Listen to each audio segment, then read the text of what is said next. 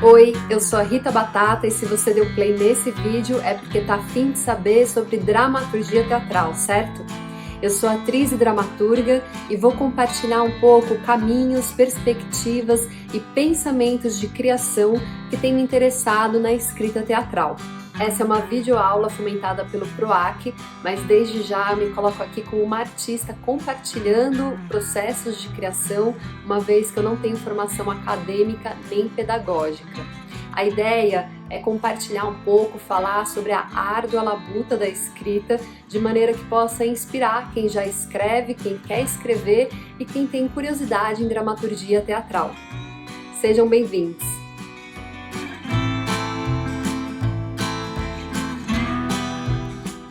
Dramaturgia ensaística e a intertextualidade. Calma, eu sei, é um nome palavroso, que parece uma coisa muito chata, mas que não é, juro, na verdade, eu acho muito legal, eu acho mesmo, sério. Inclusive eu escolhi, né, esse título porque eu pensei, vai ser divertido falar sobre isso, coisa e tal, e eu vou provar que é, ou que pelo menos pode ser.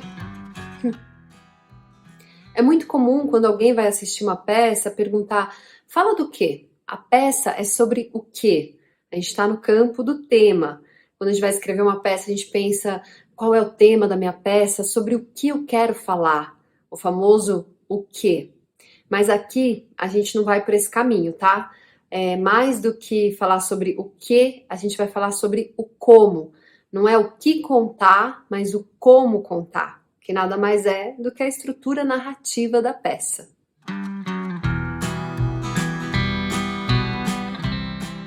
Como você conta uma história ou ainda como você desenvolve um tema na sua peça. Afinal, vale lembrar que uma peça não precisa estar necessariamente circunscrita numa história, num enredo. Mas antes de pegar esse caminho, eu vou voltar um pouquinho para a gente estabelecer rapidamente aqui entre nós as estruturas narrativas básicas para poder pensar a partir daí. Vamos começar pela estrutura dramática, que é praticamente uma popstar, uma celebridade, porque todo mundo conhece. A dramaturgia dramática, ela se estrutura na unidade de ação, tendo uma personagem como elemento central de um enredo, inclusive com hierarquia de personagens, né? Você vai ter o protagonista, antagonista e os personagens coadjuvantes. A estrutura dramática é cronológica e contínua e tem alguns elementos fundamentais para isso, como a quebra da estase, a causa e consequência, a progressão do conflito, linearidade de tempo e muitas vezes uma certa concretude espacial. A estrutura dramática mostra uma história que se desenvolve no agora, é uma sucessão de presentes, uma ação anterior que desemboca numa ação presente que resulta em um acontecimento futuro. Isso tudo dentro da ideia de cronologia, não tem deslocamento de tempo ou grandes saltos temporais. É o presente grávido, gestando a história que é mostrada e o espectador é um cúmplice dessa gestação. Já a estrutura épica é a queridinha na fila do pão, muito antes do mundo ser mundo e existir a farinha branca do pão. Isso porque na Grécia Antiga, o épico e o surgimento do teatro estavam dormindo de conchinha muito antes do surgimento do drama burguês. Mas eu não vou pegar esse caminho, porque a história do teatro não é o foco aqui. Muitos dos elementos da estrutura dramática que eu contei agora também estão presentes na estrutura do épico. O que difere uma estrutura da outra é a articulação entre esses elementos a partir da perspectiva do contar. Se a estrutura dramática mostra a estrutura épica conta a história. A personagem não é o elemento central e aqui surge a dimensão do narrador, que muitas vezes pode ser a própria personagem que se auto-narra ou narra a ação em que está implicada, mas também pode ser essa figura mais clássica, entre muitas aspas, de um narrador que está ausente da ação, observando aquilo, se aproximando um pouco da figura do narrador da literatura, e também da contadora de histórias, como a Sherazade, por exemplo. O épico tende, assim, a abarcar múltiplos pontos de vista.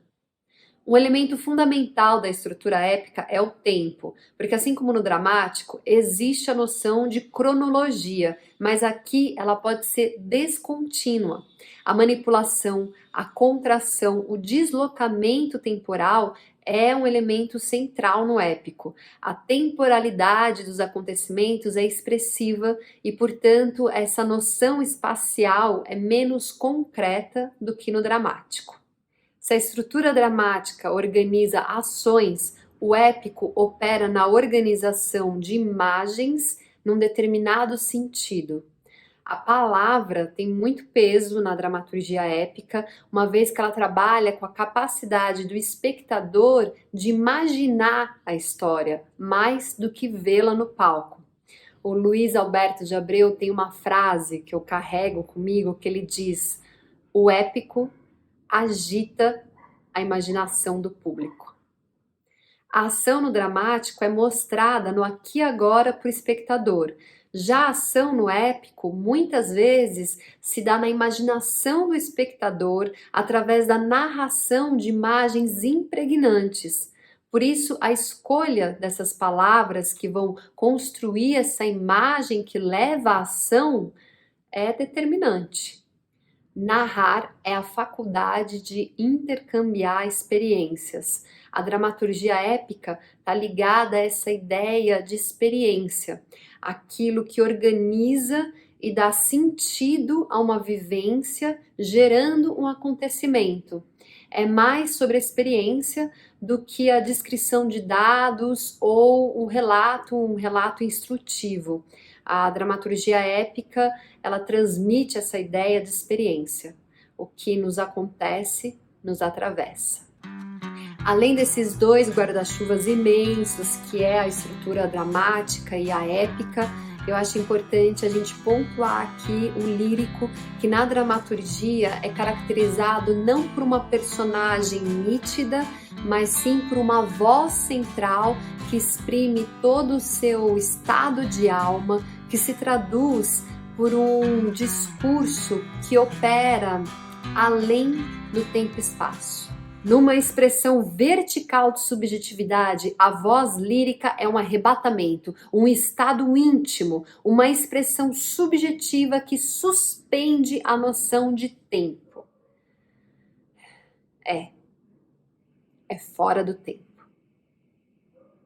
A partir desses parâmetros de estrutura, nós encontramos dramaturgias essencialmente dramáticas, essencialmente épicas, em ambas com a presença do eu lírico, mas o que a gente pode observar é a forte interação entre essas estruturas, gerando dramaturgias híbridas, que tanto tem presença de épico com dramático com épico.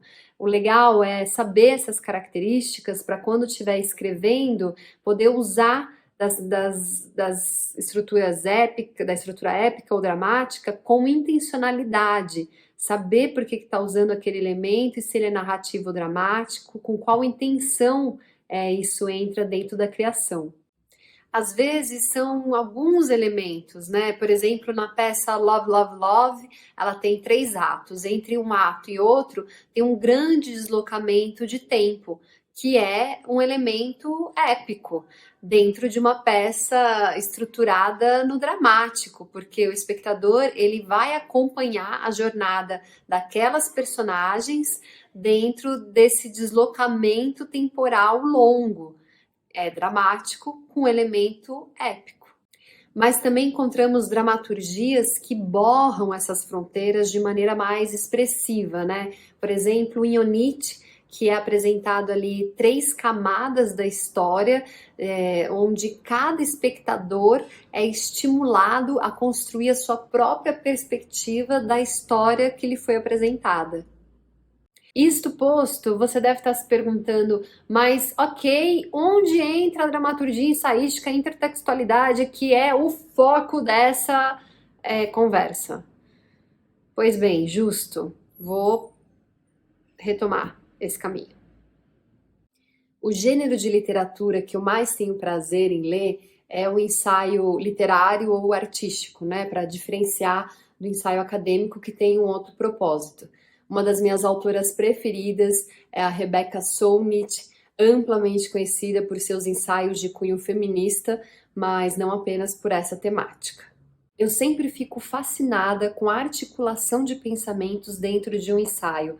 Por exemplo, um ensaio ele pode justapor uma história pessoal com uma matéria de jornal, com um quadro renascentista e com uma estatística da atualidade, por exemplo. Tudo isso dentro da articulação de um pensamento que revela originalidade, um ponto de vista da autora carregada de subjetividade. Essa era a minha impressão como uma leitora leiga e apaixonada quando eu pensei, já que me interessa tanto esse gênero, essa forma literária, e se eu roubar esse termo ensaístico para experimentar esse conceito como um dispositivo de estrutura dramatúrgica? Para isso, vamos voltar um pouquinho e entender o que é o gênero literário ensaístico. O ensaio se caracteriza por ser discursivo, argumentativo e expositivo. É um texto conciso que está entre o poético e o didático, apresentando uma linguagem mais informal ou coloquial.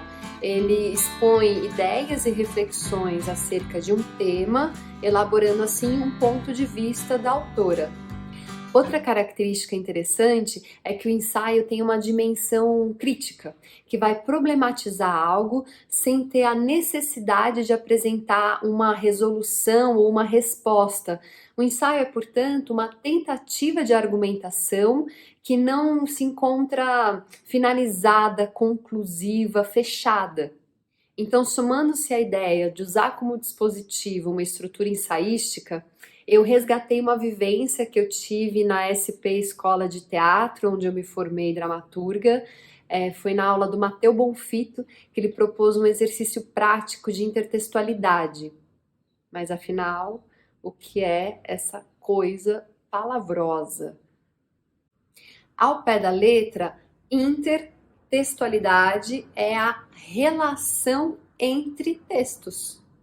É quando um texto está em diálogo com outros textos. E aqui vale pensar que a ideia de texto não está circunscrita à palavra tão somente, mas sim a qualquer manifestação cultural, seja uma imagem, uma música e também o texto escrito. A gente pode pensar no dramaturgo Rainer Miller em como a intertextualidade está presente em seus textos.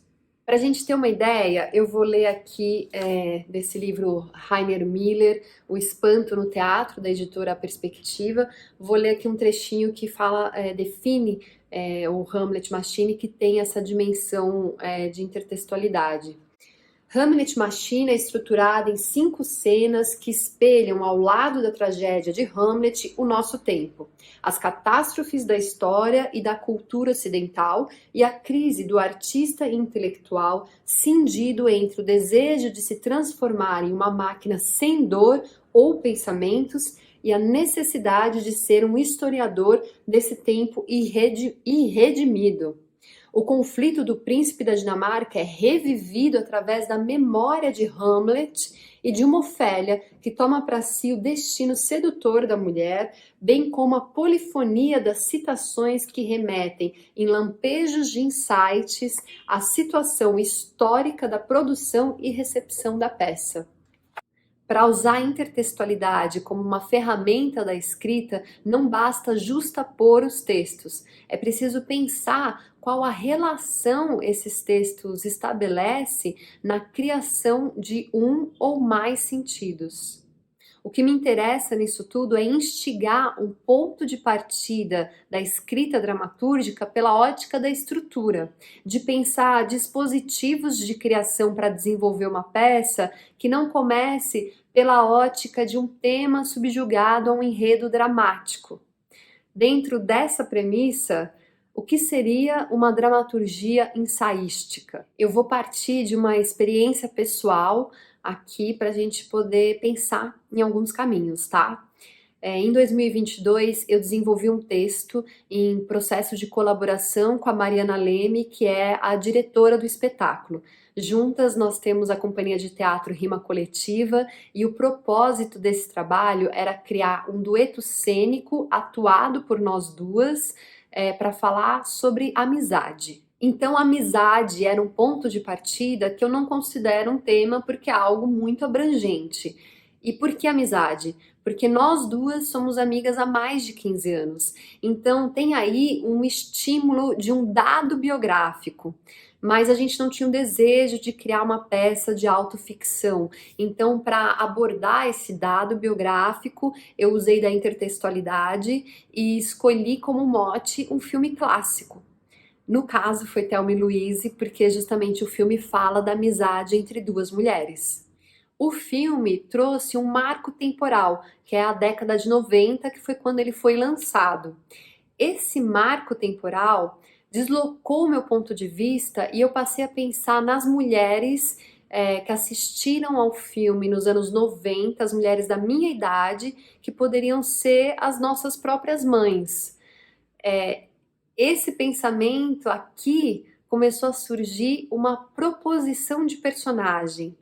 Isso fez com que a gente refletisse sobre a amizade na perspectiva do passar do tempo, dos anos 90 até os dias atuais. Nessa reflexão, a gente elaborou uma pergunta disparadora, que nesse caso foi: por que a nossa amizade é diferente da amizade que as nossas mães tinham? Eu contei esse breve relato sobre o nosso processo de criação para elencar esses 5 elementos que foram determinantes como pensamento para criar essa estrutura. Depois disso, eu estudei e dissequei esses elementos para eles se tornarem materiais da dramaturgia. Aí, uma vez elaborados esses materiais, aí sim eu comecei a articular eles usando das ferramentas dramáticas e épicas próprias da linguagem teatral para desenvolver a dramaturgia nessa estrutura ensaística. Ou seja, eu coloquei esses 5 elementos em fricção com o objetivo de gerar uma argumentação aberta, que não é conclusiva no final da peça. Isso porque a nossa intenção é incitar o espectador a fazer as suas próprias conexões. Então, esse foi um exemplo da escolha de 5 elementos para serem articulados dentro de uma estrutura ensaística. Eu deixo aqui o convite para você fazer esse exercício, escolher 5 elementos para uma nova criação. É importante você se questionar, se perguntar, não ser uma escolha completamente aleatória, o porquê que você está escolhendo esse elemento. Mas também é interessante observar que os elementos sejam diversos entre si. Perceba se você não está escolhendo elementos que só reiteram o mesmo caminho. Os elementos, se dê tempo. Eu sugiro que você não escolha os 5 elementos de uma vez. Que você escolha um, reflita sobre ele, pense sobre ele, se possível, no outro dia, deixa passar um tempo mesmo, deixa esse elemento existir no silêncio, deixa a sua mente descansar sobre ele, para daí escolher o próximo elemento. É claro que um elemento pode levar a outro, mas se essa conexão for tipo miojo, assim, instantânea e rápida, desconfie. Depois que você escolheu os 5 elementos, é hora de estudar. Você tem que dissecar esses elementos e nesse momento é possível que surjam outras materialidades que orbitam esse elemento. Então escreva, faça um dossiê, fotografe, grave áudios para você mesma, crie uma cartolina com colagem e escritos, enfim, procure se relacionar de uma forma criativa nesse estudo para você ter essa relação mais expandida com esse elemento que você está abordando. Por exemplo, no filme Thelma e Louise, eu li vários artigos e críticas na época e fui elencando, escrevendo o que desses artigos, quais questões eles me suscitavam. Também, quando eu assisti o filme, dissecando ele, puxando dali o que, que eu quero roubar dali, o que, que eu quero usar, o que ali me interessa. Pode ser uma fala, uma cena, um figurino, uma textura, a música, algum elemento, alguma sacada, alguma lógica. Isso tudo tem que estar documentado, porque o estudo desses elementos ele vai gerar muito material. Então, por mais que na hora você acha que aquilo é incrível, que você está prestando atenção, que você vai se perder. Então tem que documentar, ou escrever, ou gravar, ou fotografar, tem que ter isso de uma maneira palpável para depois você voltar para esse material.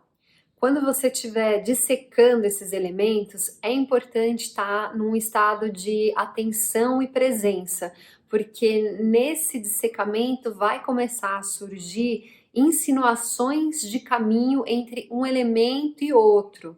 E isso vai te levar à próxima etapa, que é articular todo esse material dentro da linguagem teatral.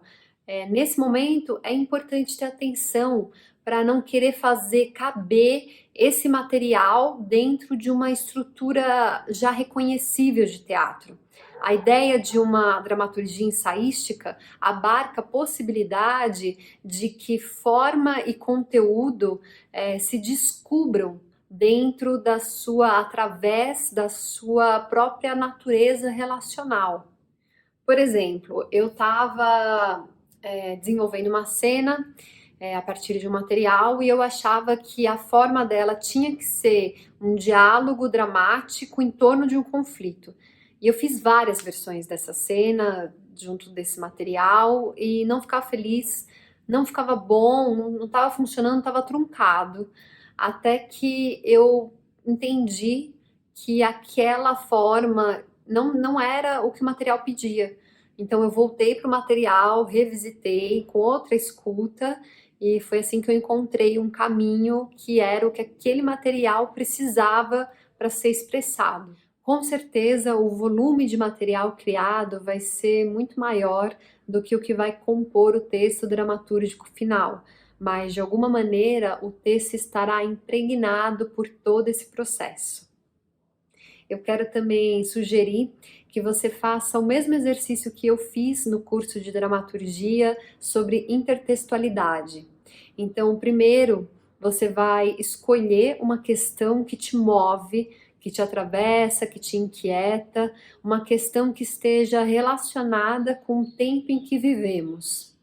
No meu exercício, eu escolhi a questão: por que um homem se sente no direito de tirar a vida de uma mulher? Depois você vai escolher um material clássico. Pode ser da literatura, pode ser um conto de fadas, algo mitológico, mas tem que ser um material reconhecível, não pode ser contemporâneo, tá? Por exemplo, no meu exercício eu escolhi o texto Otelo, do Shakespeare, exatamente a cena em que o Otelo mata a Desdémona, sua esposa. A partir dessas escolhas, você escreve uma cena articulando o material que você escolheu com a sua questão, de maneira que quando eu for ler essa cena, eu possa reconhecer o material nela, mas que ela apresente o seu ponto de vista da questão abordada.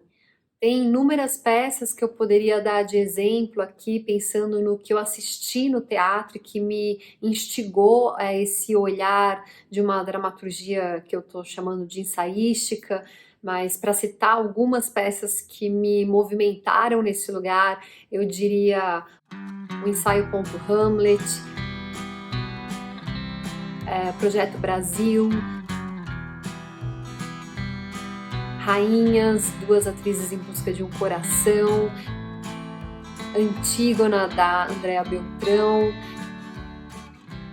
São algumas peças que me fizeram movimentar, que me instigaram dentro dessa ideia de encenação, de colaboração, de criação, de autoria e de uma estrutura que esteja respondendo a um conteúdo, a uma questão, enfim, são algumas das referências né, porque tem várias, mas que me compõem, me constituem como espectadora e como uma pessoa que que ama o teatro.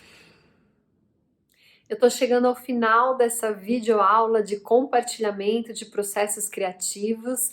Eu agradeço muito você que chegou até aqui. Espero que tenha sido proveitosa essa troca e que possa inspirar processos criativos nessa árdua e prazerosa labuta que é a escrita teatral. Se você quiser trocar alguma impressão, você pode me escrever por e-mail e também você me acha nas redes sociais. Eu preparei um material de apoio para essa videoaula, organizando tudo que foi dito aqui. O download é gratuito e o link está na descrição desse vídeo. Para finalizar, eu quero recomendar a leitura do livro da Carola Saavedra, O Mundo Desdobrável, Ensaios para Depois do Fim, da editora Relicário. Esse livro me acompanhou durante um ano inteiro e me nutriu muito nessa ideia de uma dramaturgia ensaística. A Carola, inclusive, diz que ela buscou uma estrutura espiralada na escrita desse livro, sem que houvesse o objetivo de partir de um ponto e chegar a outro de forma linear. E a pergunta que moveu ela na escrita do livro é a seguinte: o que pode a literatura? Então eu vou intertextualizar a Carola aqui e para finalizar vou deixar a pergunta: o que pode a dramaturgia? O que pode o teatro?